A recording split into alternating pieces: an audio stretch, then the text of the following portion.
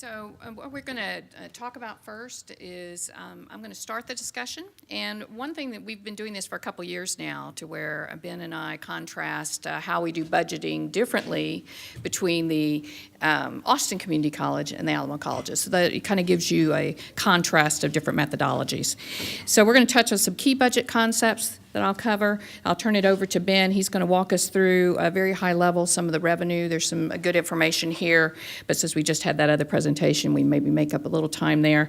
And then we're going to contrast our two different budget methodologies for you. So on the key budget concepts, first piece, as you know, the board is responsible for approving that budget. And every year it has to be available on our website within so many clicks where people can find that information from the public. Money follows mission is a key concept, to really be looking at where we put our money and aligning it to our strategies. Then there's some local policy decisions that each of the institutions may do a little differently. One of those is what happens at the end of the year if you underspend your budget. So if you had a full zero-based budget, that would all be swept into essentially your fund balance. It wouldn't carry over. You would start a new budget year. For us at Alamo Colleges, we do a modified zero-based budget, which means there's certain accounts like construction funds that are multi-year in nature. It takes longer than 1 year to construct those. Those balances would remain and carry over into the next budget year, but then all the regular operating budget would be swept at the end of the year that's unspent.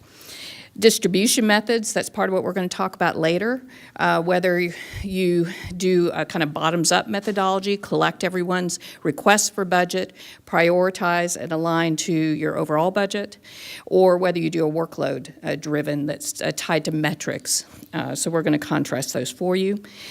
You'll have policies that can determine whether funds can be shifted from line item to line item. So what authority in the departments do they have to perhaps move within different non-labor accounts, or whether they can move from what was approved at the beginning of the year for positions in the budget to be able to move that to non-labor or the other way around. In addition, you'll have policies that will determine whether there's a contingency fund.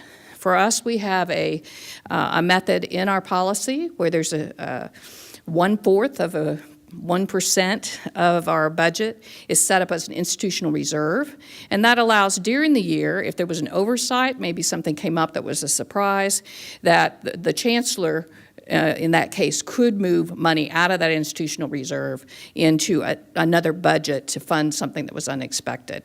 So that allows a little more flexibility in your budgeting process. And you may have some guidelines that you have to hit as the percent of your budget that's tied up in personnel.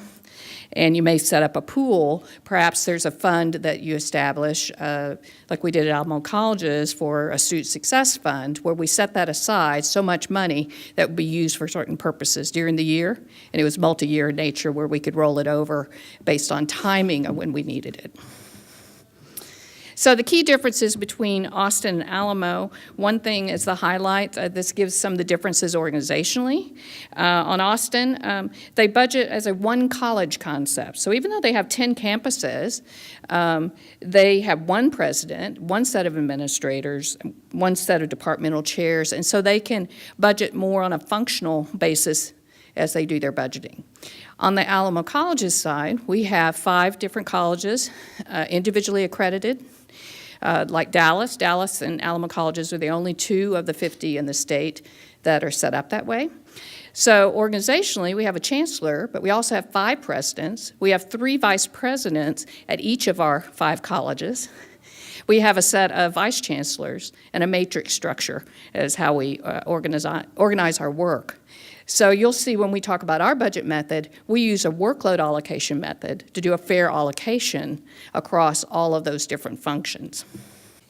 And then each of us will talk about ways that we try to think long-term, not just budgeting one time just for this year, but to start thinking ahead. What's it going to be 10 years from now? What if this happened from the state? What would we be planning we may need to do? So that's very important. On revenue estimate questions, what's going on with the global, national, state economy? What might affect the state appropriations? We just heard, it's based on tax revenues. Do we expect them to be up or down? We can be thinking ahead on what we may be impacted with in the next cycle. And what's our taxing district appraised value look? So with our same tax rate, do we think we're going to have more revenue or less? What's happening with financial aid?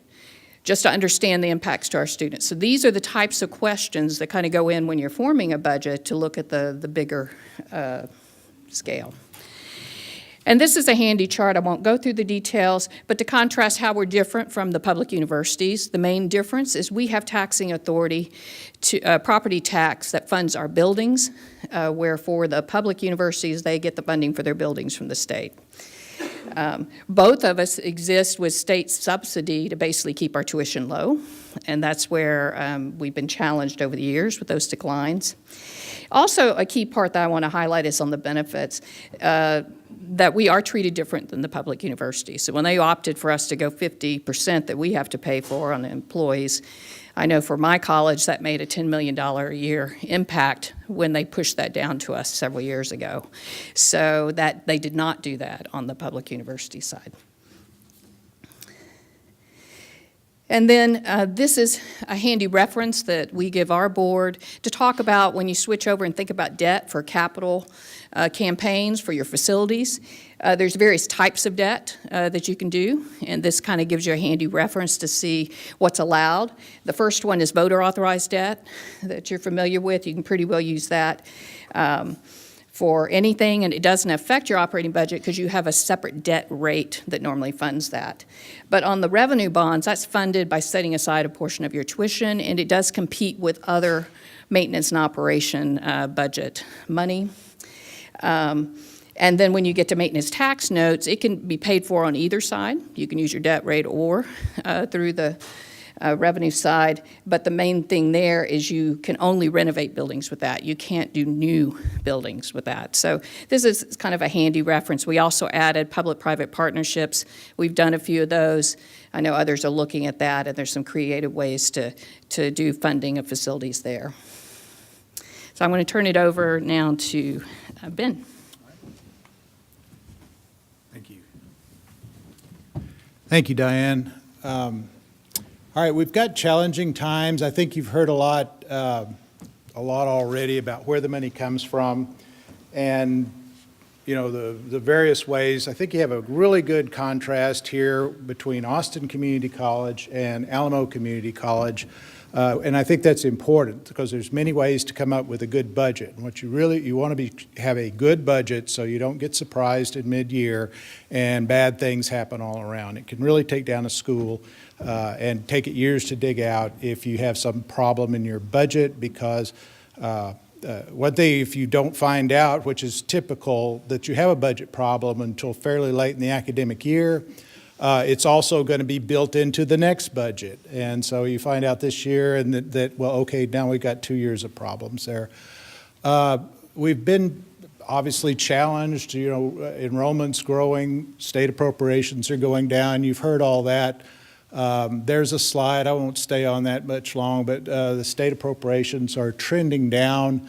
That's a good example of that. This chart we put together and said, okay, the universities have the same problem we do, but they fund inflation as part of their appropriation process.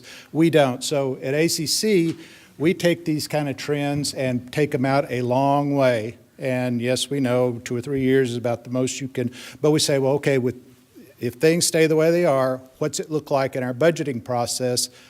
We first want to determine what do we think we're getting in revenues this coming year, but on down the road. So if we see a problem, and then these types of charts will show that, and you can say, okay, what do we need to do this year? And this actually happened in 2008. You know, when suddenly the economy fell apart, and we said, okay, the state's probably got to have a mid-year budget cut. We need to prepare for that in our current budget, but also what can we do now to mitigate the damage next year or the next 5 years, because you have to, if you can solve a problem this year that you won't run into next year, then you don't have that problem next year, or you have plenty of time to do something about it.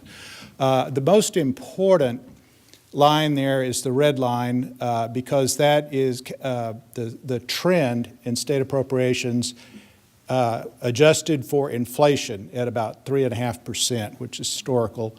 We haven't had that level, but still, so you see the long-term trend for state appropriations under the current thinking user pays is by 2030, it's going to be a contingency fund. What do we need to do now and in the ensuing years, advise our board, okay, right now, that's what we expect, how do we prepare our college for the future. We've talked about tax rates. I think we just want to show you that and it's been well covered. I won't go into that too much right now, but the tax rates and the tax revenues vary wildly across Texas. So the very large districts tend to be well funded. Our budget is half property tax, and about 20% state appropriations. But when you talk about the colleges in Texas, you're talking about very different situations. There's a quick comparison of rates and valuations. We have a very low tax rate. We have $130 million a year, which is, like I said, fully half our budget. Tuition and fees, tightly related to taxes, very tightly related to taxes. The districts who have a very large tax revenues are going to typically have lower tuition, and the ones who have a low tax revenues, they may have a very high rate, but low tax revenues are going to have high tuition. This chart, however, for perspective, this is every state in the United States. I update this every year at our college from the Chronicle of Higher Ed, and if you can pick Texas out over on the right, the orange bar, Texas is really in pretty good shape as far as finances for all the complaining we do because of the way the colleges are set up. But we're third from the bottom. California is always at the bottom of annual tuition and fees. So we're doing something right.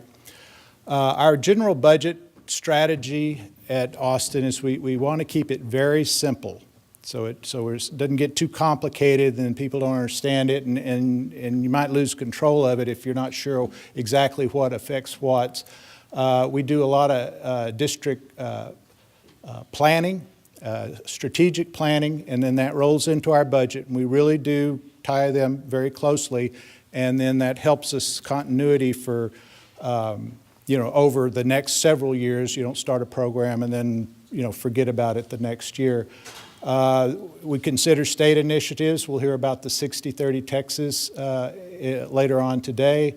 And then capital needs. What's your growth? So we consider that and say, all right, the projections are pretty stable. We know that at this percentage of a population in our MSA, there's this many students that will be coming to the community, and this is a very stable figure from nationally on down to every state, on down to the MSAs.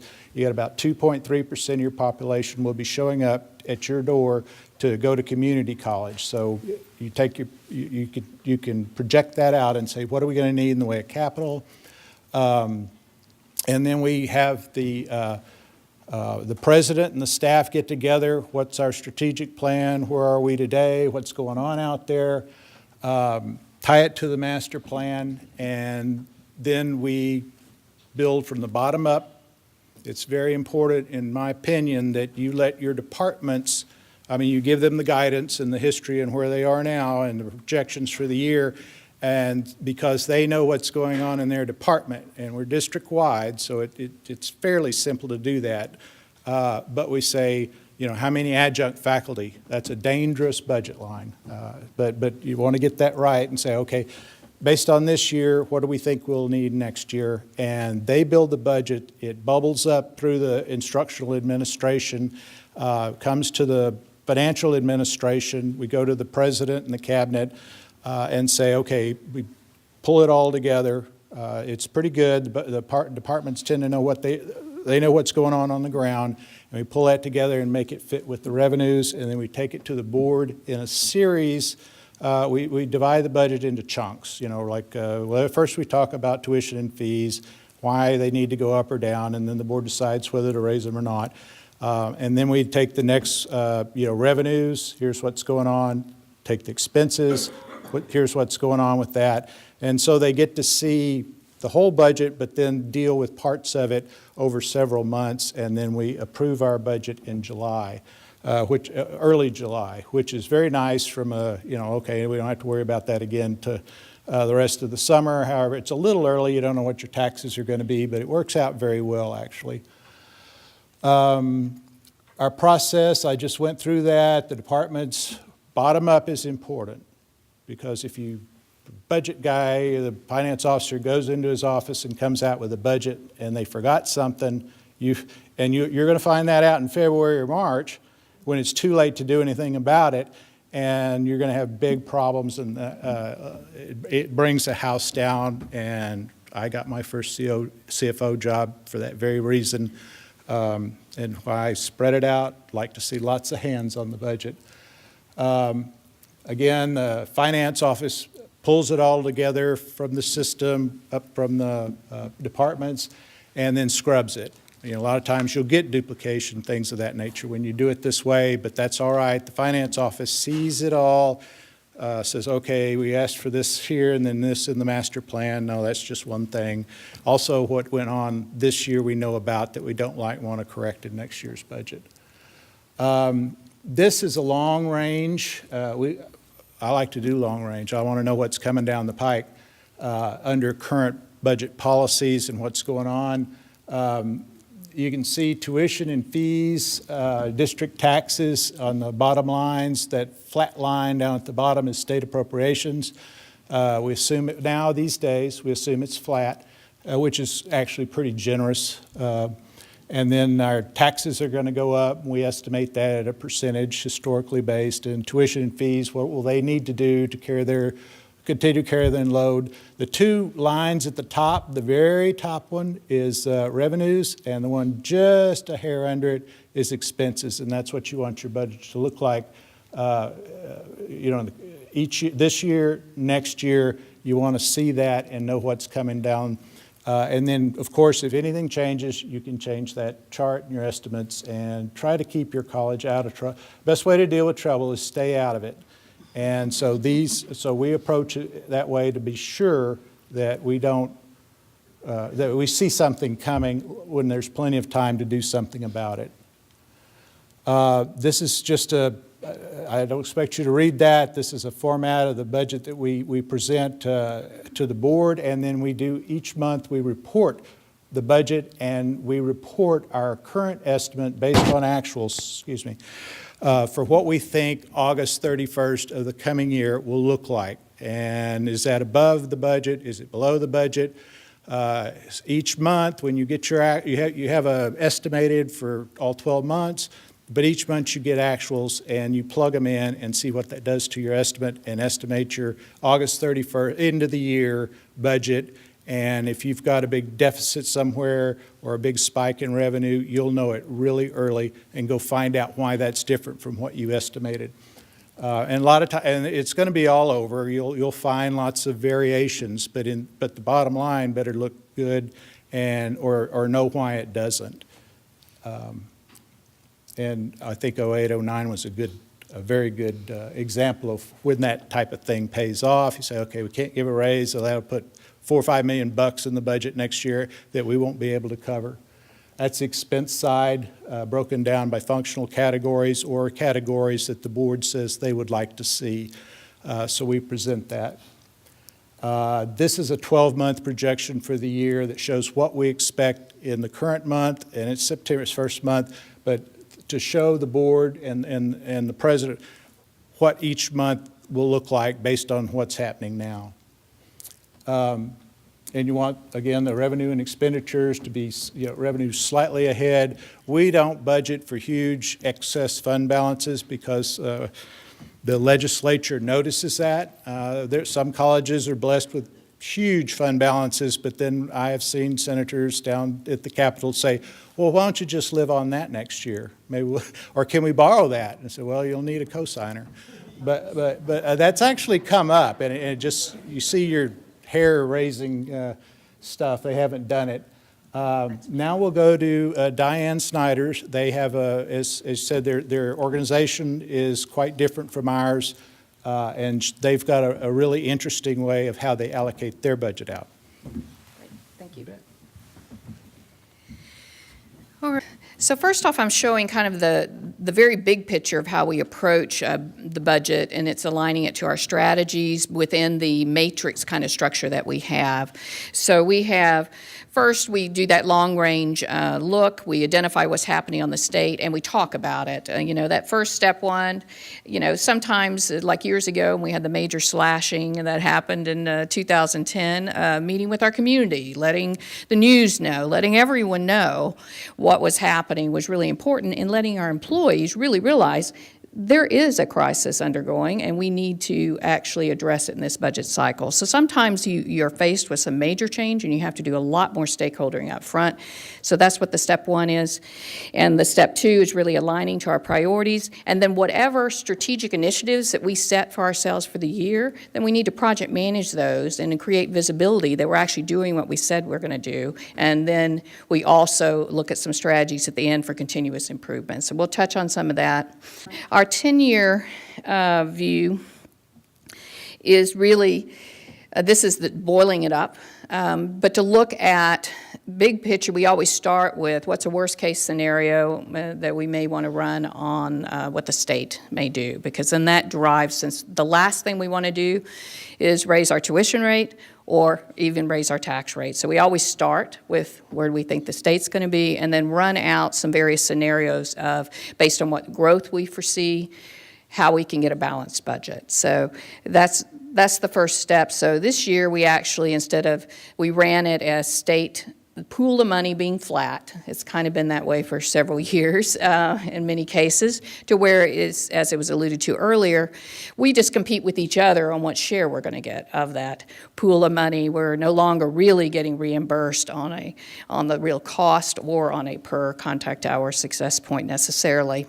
So in this case, we were forecasting over 10 years, perhaps 35% growth based on the demographics information that we have. And so if the state stays flat, then our dollars per student are severely impacted, which is then driving up what we had to do on the growth is driving up that tuition line, but it's also some tuition increases that we were doing as a what if here.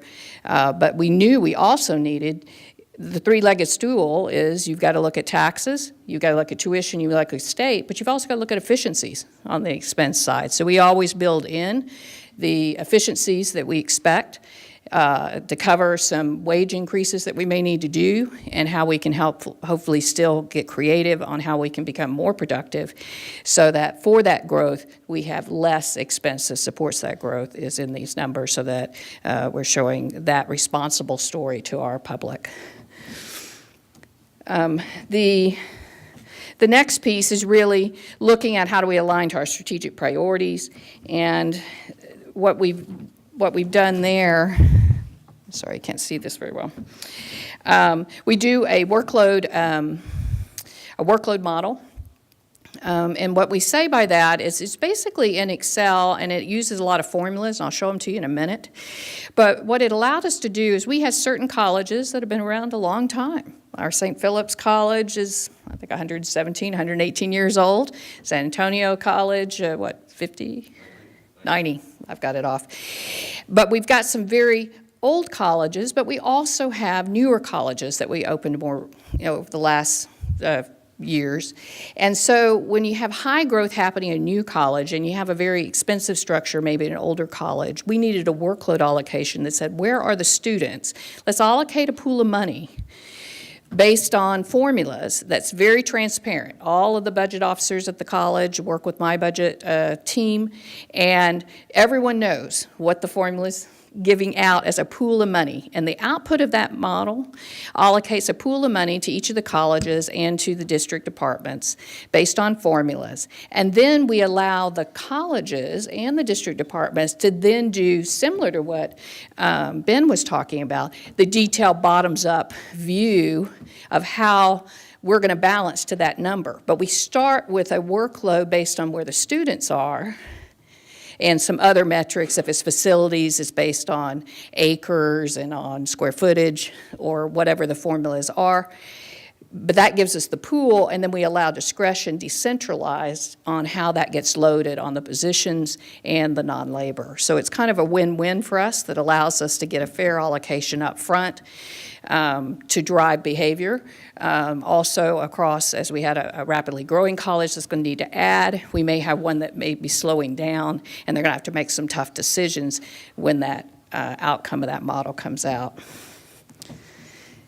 And then we also overlaid with the strategic initiatives that we talked to with the board, where we come in and talk about student success initiatives, what we need to invest in our systems, perhaps, some tools that we need to buy, also in the employee side, if we're going to invest and be able to pay raises. So those kind of things get overlaid on top of the workload. And so I've already covered this. We run the revenues, then we run the expense side through the model. The two-step is, like I said, we run this workload model, outputs a single number. We overlay the strategic initiatives on top of that because it's based on historic relationships on these metrics in the workload model. And then the second piece is then at the department level and the college level, they do the detailed distributions within the pool, the number. These are some of the metrics. I won't go through them all. I know you have these on the flash drive, but if you're curious, these are some of the metrics that are part of what we balance to in our model. This is a pictorial of what each of the metrics are that drive the instruction versus student support services versus the academic support services or our maintenance and facilities, et cetera. So this kind of gives you highlights of what those formulas are. And then another piece that we do in our workload budget process, we adopted by policy, we wanted to encourage people just because they get a budget each year, if they don't need to spend it, don't. So we wanted them an incentive to save. So we added into our policy that the net savings on a budget at the end of the year, that 25% of that could roll over into that president or vice chancellor budget for the next year and could accumulate up to 2 years for some extra things they want to do. And the one reason we did that is we heard people at the end of the year where they go and buy a whole room full of paper because they had some budget money and they do some of these crazy things that you really don't want them to do. And so this was a policy I think that's been very helpful to us. And so I'd encourage you to look at that. And then funding investments in our students and our employees, what we call the Alamo Way. And then the other piece that I wanted to touch on is because we do it in this process, unlike Ben's where he starts with everybody's involved at the bottom level turning it in, because we start with a formula, then roll it out to the budget officers to do further allocations, we have to support that with a really strong communication plan.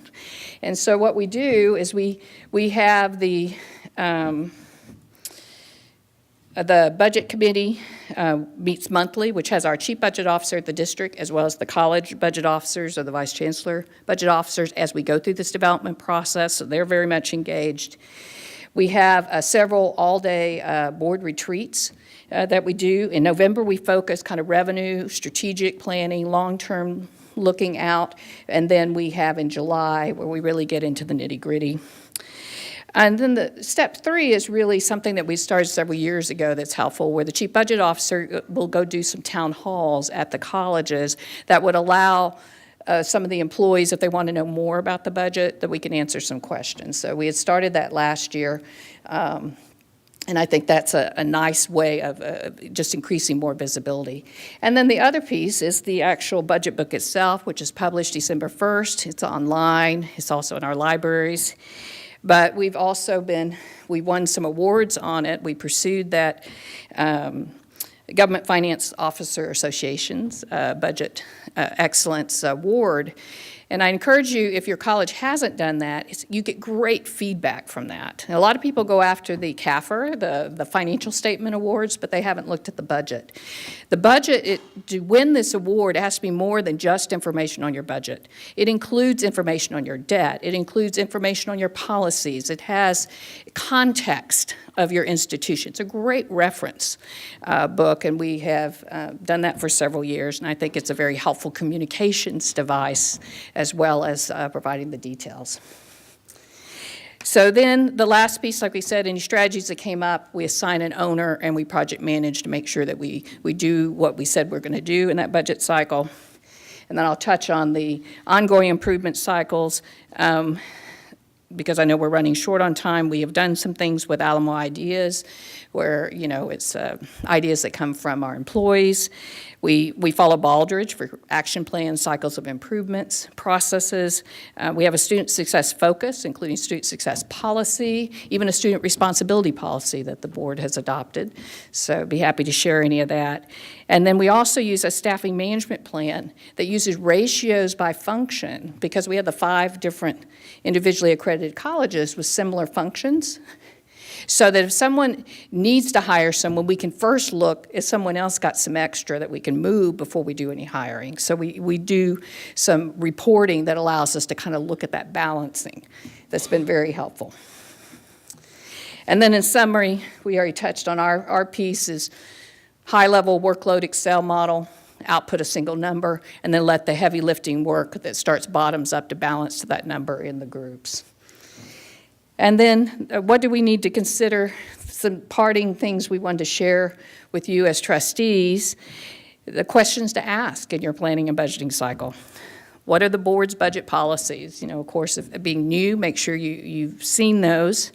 Do you have a master plan that includes the facility needs? How often is that master plan, strategic plan updated? Is the budget tied to the master plan, strategic plan? Is there a connection there? And how does the process work and its timeline? Is it the bottoms up? Is it the workload allocation? How do you handle cost savings and investment strategies you need to do? And what are the long-range implications of decisions that you're making today?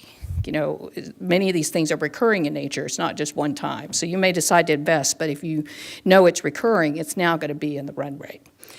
And then are the present practices really sustainable long-term? Those are kind of the concept we would want to leave you with. And that's all we have for you, so we can open up.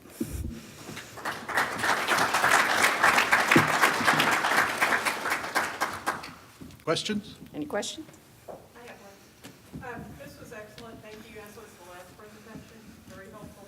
But Dr. Carroll, you made the comment, why is flat state revenue considered generous? Because of the chart that showed the downward trend, and the behavior of them over time is when the economy's good, then they'll say start at a level, and when the economy there's a regular cycle, and so it'll go down, but then when the economy comes back, it'll go up, but not as much as before. And so it's doing this, and when you plug inflation in at 3.5%, then that adds to the compounding of flat. That's how that works. So, other questions? Yeah. You said you have a student success fund. What kind of things do you use that fund for? Well, if we have some initiative, it could be grants to faculty. We participate in all types of student success initiatives. We just started guided pathways. That fund can be used for special encouragement to explore different ways of success, redesign courses, things of that nature. And for us, we had implemented case management advising, where we were setting up advising, really putting a lot more resources there, also creating institutes and trying to align our programs to the jobs. And there's a lot of upfront costs to do all that mapping, to build the websites and do all those things. So we set aside a pool of money to make sure we can not only create the process that we wanted to do, but have a plan to operationalize it and pay for consultants or other tools that we may need to stand it up. So that's what we've used the Student Success Fund. And that's like for initiatives or something. Actually, our student success budget is $300 million. Everything we do, and particularly when you get into like guided path, something which is case management, basically, when you really get into that, you just throw the whole college at it and kind of rearrange it so it's supporting something of that nature. I don't want you to think our little fund is all we're spending, worrying about students. Yes, sir. Just wanted to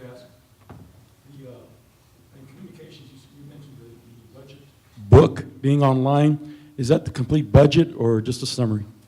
It's a summary.